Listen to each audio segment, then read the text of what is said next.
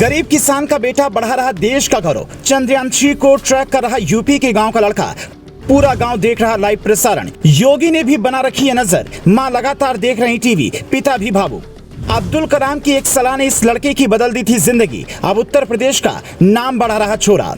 जब भारत ने अपना पहला रॉकेट बनाया तो उसके पुर्जे लाने के लिए बैलगाड़ी और साइकिल का इस्तेमाल हुआ था, क्योंकि सरकार ने बजट ही नहीं दिया था। लेकिन ओमी भाभा और अब्दुल कलाम जैसे नए खून और जोश वाले वैज्ञानिकों को देश के लिए कुछ कर गुजरने की ललक थी। वो हर हाल में अपना प्रोग्राम आगे बढ़ाना चाहते थे। उसी जोश को और हाई करते हुए अब गाँव खेड़ों से निकलकर युवा वैज्ञानिक बन रहे हैं। ऐसे ही एक वैज्ञानिक है धर्मेंद्र प्रताप यादव, जो यूपी के फिरोजाबाद जिले से आते हैं और वहाँ एक छोटे से गांव टिकरी के रहने वाले हैं। धर्मेंद्र इसरो की उस टीम में शामिल हैं जो चंद्रयान-3 की लॉन्चिंग देख रही हैं।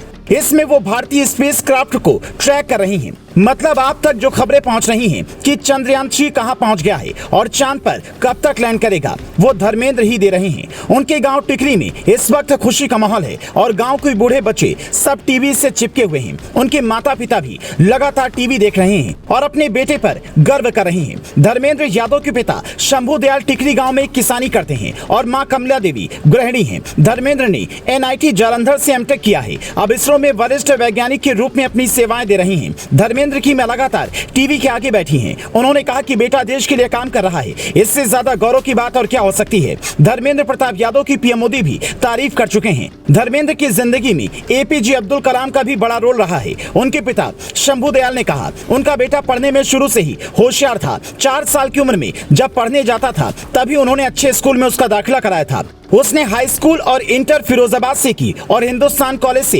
इंजीनियरिंग की। वहां पूर्व राष्ट्रपति APJ अब्दुल कलाम आए थे। उन्होंने उसे कहा था कि तुम वैज्ञानिक बनो। उसे उनसे प्रेरणा मिली और वो वैज्ञानिक बना। आज वो इतने बड़े स्तर पर काम कर रहे हैं कि पूरे गांव में खुशी है। और जब चंद्रयान-3 स्थापित होगा तो हम पूरे गांव में मिठाई बांटेंगे। यही भारत की पहचान है। पिता खेत में देश के लिए अन्न उगाता है और उसका बेटा देश के लिए या तो सीमा पर लड़ता है या फिर धर्मेंद्र की तरह आसमान में लड़ता है। इसरो के इस मून मिशन पर भारत ही नहीं बल्कि दुनिया भर के वैज्ञानिकों के साथ साथ आम लोगों की नजरें टिकी हुई हैं। सोशल मीडिया पर चंद्रयान ट्रेंड कर रहा है, जहां लोग अलग अलग तरीके से अपनी खुशी बयां कर रहे हैं। इन सब के बीच चंद्रयान-3 की सफलता के लिए काशी हरिद्वार में हवन पूजन हुआ तो तमिलनाडु के रामेश्वरम में प्रार्थना की गई। पुणे के सिद्धिविनायक मंदिर में भी लोगों द्वारा पूजा अर्चना हुई। देश के कोने कोने से हर तबके के लोग मून मिशन के सफल होने की कामना कर रहे हैं। चांद की सतह पर सॉफ्ट लैंडिंग यानी कि बेहद आराम से उतरने में कामयाब होने के बाद अंतरिक्ष के क्षेत्र में भारत की ओर से ये बड़ी छलांग होगी, क्योंकि दुनिया का कोई भी मुल्क अब तक चांद के इस हिस्से पर सॉफ्ट लैंडिंग करने में सफल नहीं हो पाया है।